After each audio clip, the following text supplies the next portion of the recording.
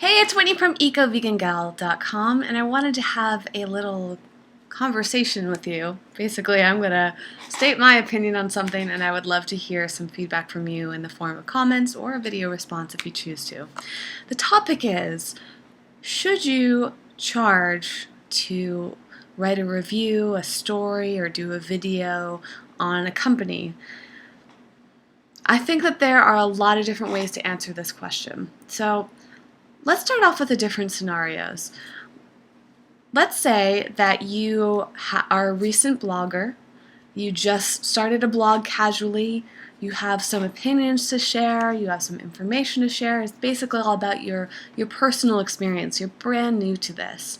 This was the case for me in 2008. I decided to start Eco Vegan Gal on a Google Blogger, and it was just the spur of moment, casual thing that I did in my free time. I was looking kind of for an outlet to talk about what I was doing in my daily life that was vegan related and environmental related. I wanted to share things. I don't even know where this deep desire to share comes from. I mean, it's interesting how many bloggers there are, and they just want to be able to share. Is it that we want to be able to be heard, that we want to have an outlet for expressing our thoughts and our feelings and our opinions on things? Hard to say.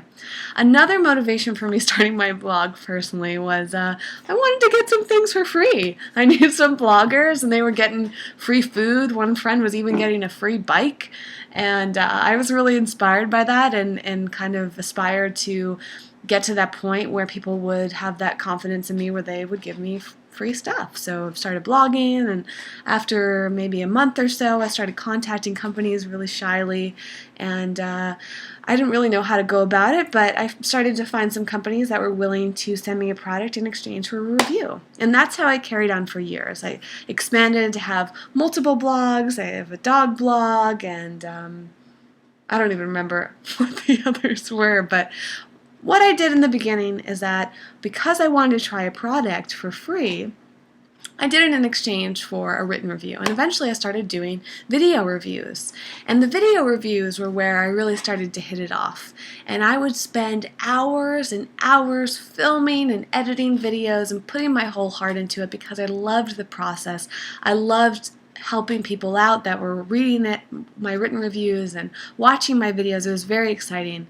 And then one day I realized that I was doing all of that after working a 40-hour-a-week job. So I would get home and stay up until late at night, skip out on the good amount of sleep. I would go to work exhausted, and all I'd be doing was thinking about my blog all day at work, and I would go home and I would work. So it was like constantly, I would be at my full-time day job and then my blog the rest of the time, all through the weekends. That's all I did was obsess over this blog.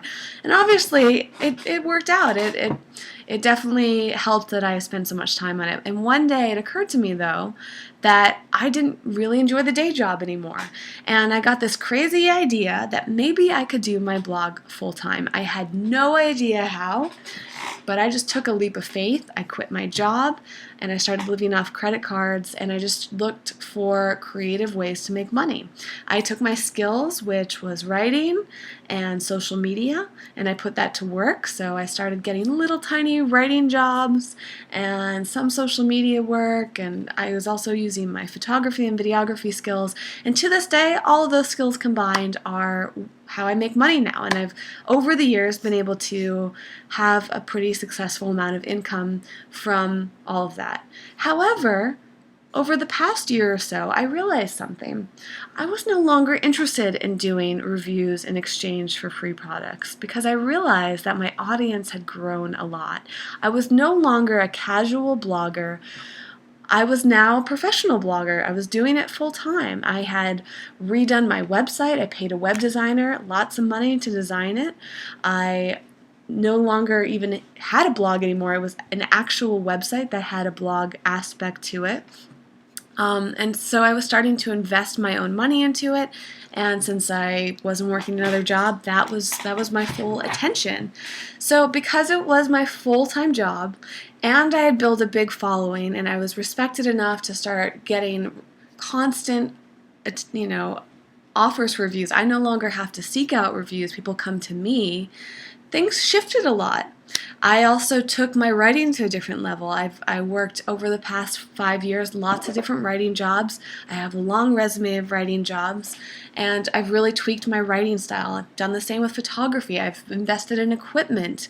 I have really learned how to take good photos. Done the same with video. I've invested in equipment and bumped up my video quality. So here I am, having invested a lot of time, some money, and built a lot of experience. Should I still do reviews in exchange for a product, in essence, for free? In my opinion, I've concluded that no, in most cases, I'm not interested in that. I've had to shift it a little bit. I no longer consider myself a blogger.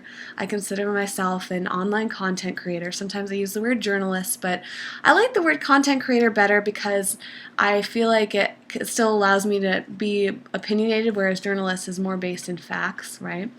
And I have found and experienced that there are lots of actual bloggers out there who charge for their posts. If you take a look at some of the big mommy bloggers, for example, they're making a lot of money. They're making money off of their ads.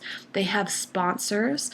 They oftentimes charge for giveaways. They sometimes charge for their written reviews and their videos. In fact, I did a whole study, spent days on this, and analyzed about 100 different blogs out there, and most of them involve some sort of charge, whether it was a couple things or all of the above. Most people were in a similar boat as I found myself in over the past year, which is bombarded with reviews, having a much larger audience than when I began, and having some costs. And sitting there going, if I want to make this a full career, I have to make money to pay the bills. If I want to continue creating content all the time, I can't be bothered with all the other work to pay the bills. I want this to be my job. I would love it if I didn't have to do anything but focus on this website. And unfortunately, that's still not possible because the income's not there.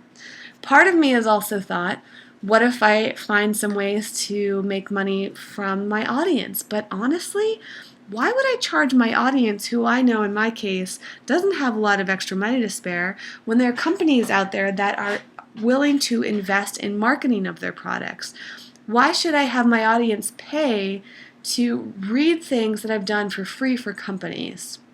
Does that make a lot of sense? So I could do things like merchandise, which I'm working on.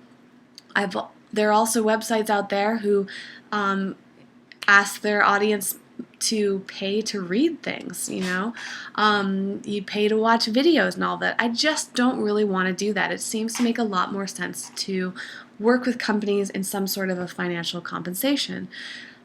And here's my logic there. A lot of people at first say, oh my gosh, you can't charge to do a review or a feature. That's just not ethical. You're going to be biased and swayed by it. Perhaps, but not if you do it in an ethical way. So for me, I'm only going to review or feature a company that I already like. Somebody can't buy my opinion. They can't tell me that they want me to just write something good whether I like it or not. That's not how I work, and that's how most professional bloggers work. They want to give you their true opinion, and that's part of the deal that you can make with the company. You can say, I'm going to give my true opinion.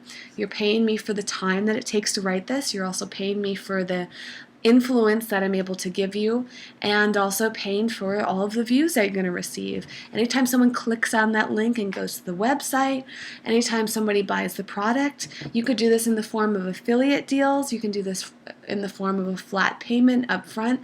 Many, many different ways to work out some sort of financial a sponsorship compensation. That's it. So my big mindset here is, though, we have to step back a little bit. For some reason, there's this idea with bloggers is that it is just this casual free time thing and it takes just a matter of minutes to write something. But if you're like me and you're blogging, your career in that world of writing and doing videos has escalated over time. Your quality has escalated, as I've explained. So you're spending a lot more time. You're bringing your experience, your money, your investment, your equipment into things. So you're no longer just doing something casual that just takes a few minutes. Your value has way gone up. And you also have to remember that in traditional marketing, before blogs were popular, before social media was popular, the company's only way of marketing was through ads, meaning they had to buy ads, traditional marketing as it's called, in magazines. They had to buy ads on television. They had to buy ads on billboards. And of course that still happens. You wouldn't believe how much companies spend. Even the so-called smaller brands spend hundreds of dollars every month to be in a magazine. So a magazine is just an image there. It has nothing to do with opinion. It has no link that you can click. You have to manually remember that ad and then go type it in. To me, that's not quite as effective as a blogger who's very trusted and has a loyal audience, where their audience can't wait to see what they review. They trust their review. In fact, audiences typically trust bloggers more than they trust celebrities because bloggers feel much more accessible. They feel real. Okay? So when they go see an ad, they can a written post, they can click on it, they can read all the details, they can see any images or a video that goes along with it. To me, that's so powerful. So for a company to think that this person's going to spend the time writing it, to give away their audience and all of that to this product, just in exchange for a free product, I think that's a little skewed. That to me is great for people that are brand new to blogging, but for somebody that's seasoned and doing this for many years, I don't think it's acceptable anymore. And I would love to hear your opinion on this.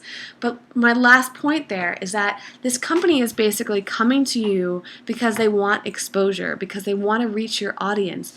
That is value. What they're asking is for you to talk about them to basically help them sell more products. So if you were to just sell, let's say, 10 of their products, you're making them a profit. Therefore, they should be able to take some of that profit and hand it back to you either afterwards or beforehand. So afterwards is typically affiliate, beforehand is usually that flat fee. And I think that is very fair. You're offering them value, you're helping them with the sales. There should be some sort of exchange there. Why? Because if you want to have a professional, long-lasting career where you can devote yourself to this, you're going to need money to pay the bills. You're going to need money to upkeep things. You're going to need money to, justify the time there. What do you think? I would love to hear your thoughts. I'm sure I've heard all the different arguments, but I want to hear it from you. I want you to take it into consideration. And I just want to remind you all to be respectful, whether you're a company, whether you're a blogger, whether you're a journalist, content creator, whatever you consider yourself. Be respectful of this and try to put yourself in the other person's shoes. So if you're a blogger, remember what it feels like as a company and be compassionate towards that. Be compassionate to their budget, be compassionate to their products, be compassionate to the whole experience there. And it's always should be flexible, in my opinion. Same thing with a company. If you're trying to approach a blogger, a journalist, a content creator, think about the amount of time that they put into creating that content for you. This usually takes at least half an hour to put together. So what would you pay an employee for half an hour of their time? What is worth it to you to get some exposure to 10, 100, 1,000, hundreds of thousands of people? Probably a lot if you're going to sell some products. Alright, can't wait to hear your thoughts on this. Thanks so much for watching as always. You can find my content on ecovegangal.com, which is a variety of sponsored and complimentary posts and videos. I'm all over the board. It's 5 years of information that I've been putting there, and I am always moving things around to figure out what's going to work best for me as a business, as a professional, and someone that's really trying to help move the healthy, eco-friendly movement along. Thanks so much for watching, and I will see you in the next video. Bye!